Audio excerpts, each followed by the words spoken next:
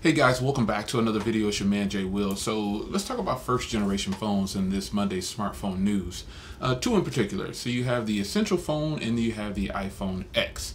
So there's a huge difference in these two devices, and they're both first generation phones, but there's a big difference. The big difference being that one is completely new to the smartphone game and the other one is well established. So the Essential phone PH1 it's actually a really nice phone.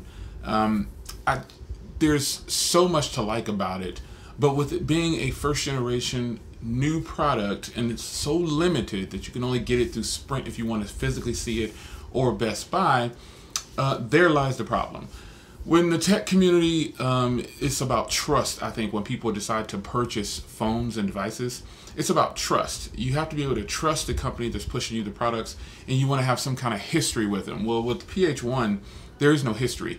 And ultimately what we have is a company telling us to take a risk. Now, all companies have to go through this at one point or another, but it depends on who the company is. So if a company doesn't have a big history with communities, they're going to not do as well as they should.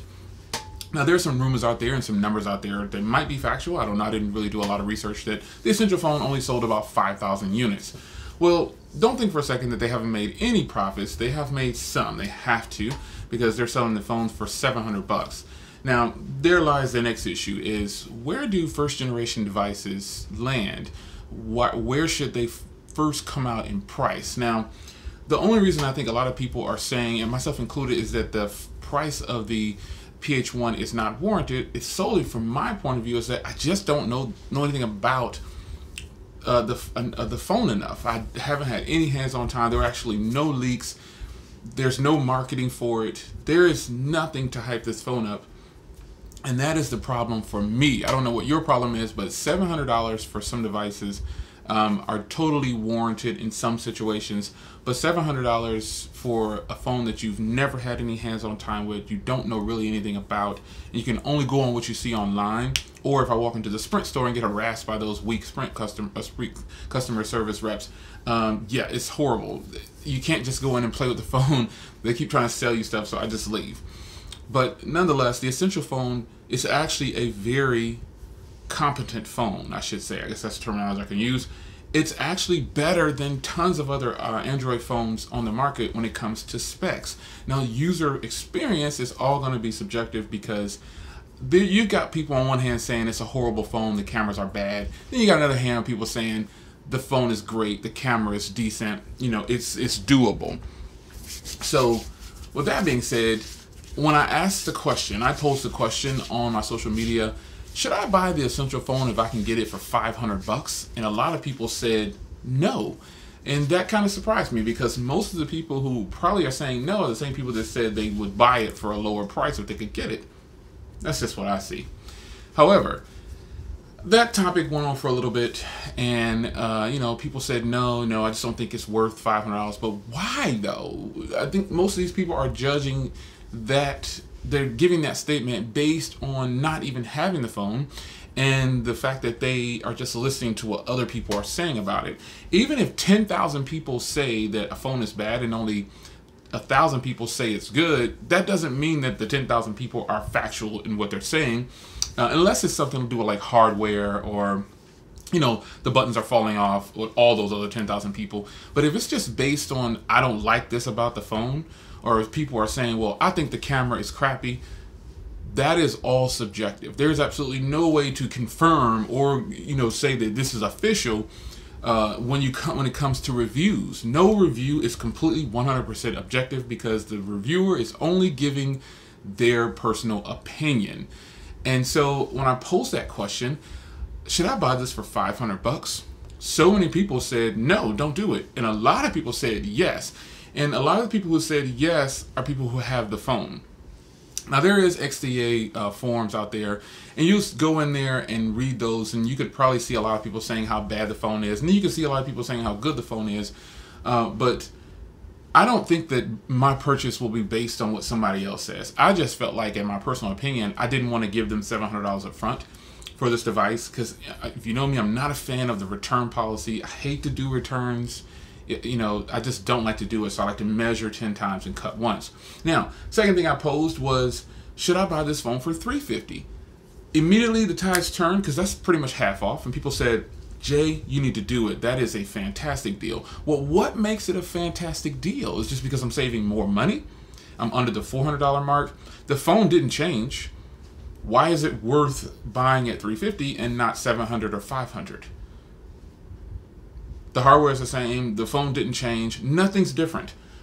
This is a problem with a lot of first-gen devices. Now, switching gears to the iPhone X, they want $1,000 and then $1,200 for that phone. Why are they doing that? For one, well, Apple products are already expensive. This isn't something that's new. And two, Apple is already established. So they have a big following. Even though Andy Rubin is considered the godfather of Android or whatever, doesn't mean anything. You know, he's just a person now trying to run a company.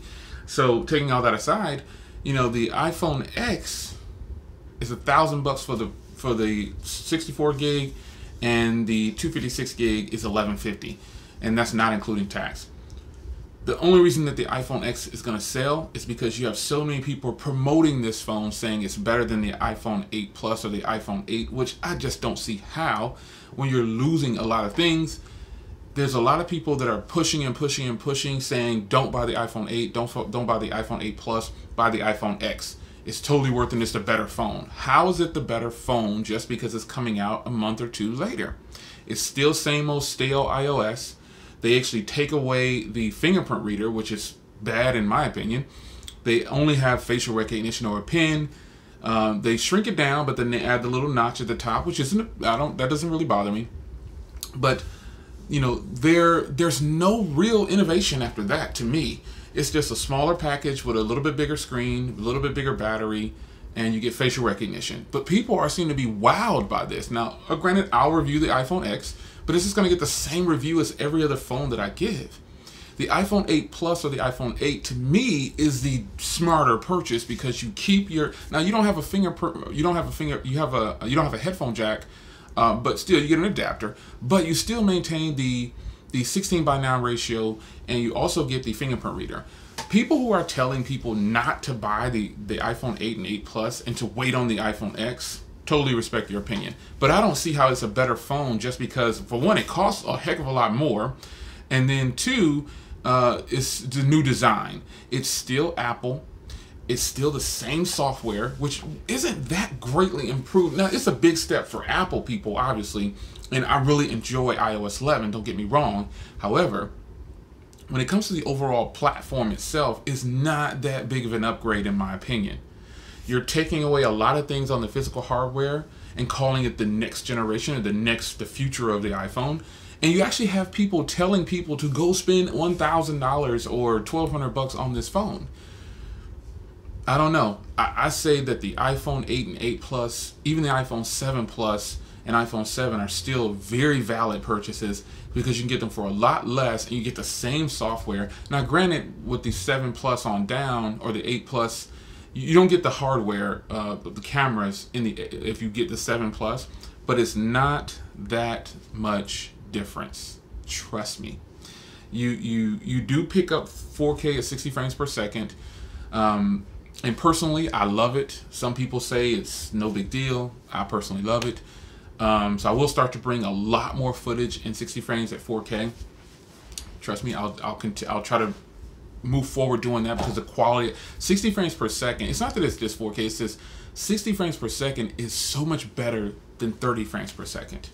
But nonetheless, you know, you have people telling people not to purchase the iPhone 8 Plus or the iPhone 8 and to wait on the X. What are they actually doing? They're spending more money, they're getting the same software and just different hardware, and they're losing things. How is that the smarter purchase? It's not better just because it's new. This is a proven fact. There's a ton of phones out there where the next generation comes out, or there's something else that's supposed to be replacing it comes out, and it's supposed to be a heck of a lot better, and it's truly not. This is not revolutionary. So first generation phones are either going to die on release or take off. And the ones that take off are the ones with the best marketing and have some kind of history with the people already. And the iPhone X is going to sell. people are going to buy it. They're convinced that it's the latest and greatest smartphone, is the best, chip in the world. That's their prerogative. I respect that. Again, I will review the iPhone X, but the iPhone 8 Plus is very nice. I like the 16:9 ratio when I can get it in a device. I think the cameras are really solid. That 4K at 60 frames per second. And some people say, well, you don't get the cameras that you get in the iPhone X. Come on, man. Think about the people who are actually buying the iPhones. It's not just the tech community. The tech community is outnumbered when it comes to iPhones. The tech community is extremely outnumbered when it comes to Samsung. There's people that are just average consumers are buying these phones in just waves. They buy like crazy. Now, when it comes to something like a OnePlus, the tech community is outnumbering the average consumer because they don't know about it. Like the Essential phone. All those phones that are purchased are probably mainly tech people, and a sprinkle of the average consumer. Average consumer wants to feel comfortable in their purchase, and the store reps that are working on commission are going to tell them, well, this is a safer purchase right here. Apple is stable and it's easier to use, and Samsung has the best screens and Samsung has the best cameras. That's what they're going to tell the customers, and customers are going to feel good because they have an experience with them already. But how are the customers going to sell the Essential phone? They're going to sell it like they do a BlackBerry or a Windows phone. They're going to tell them it's not even worth getting. Unfortunately, that's how it is. And a lot of customers are bamboozled when it comes to that because the Essential phone actually has better hardware, 4K on front and rear cameras, software is stock Android, you get 128 gigs storage, it's got the latest processors, it's compact in size, edge-to-edge display, pretty much the same design as the iPhone X. Why wouldn't you tell a customer to get that? It's just a matter of this point, do they prefer iOS or do they prefer Android? So you tell me, would you buy the Essential phone for $350 or $500? Would you pay $1,000 or $1,200 for the iPhone X? It's your man Jay Will, Monday Smartphone News. I'll see you in the next one. Take care.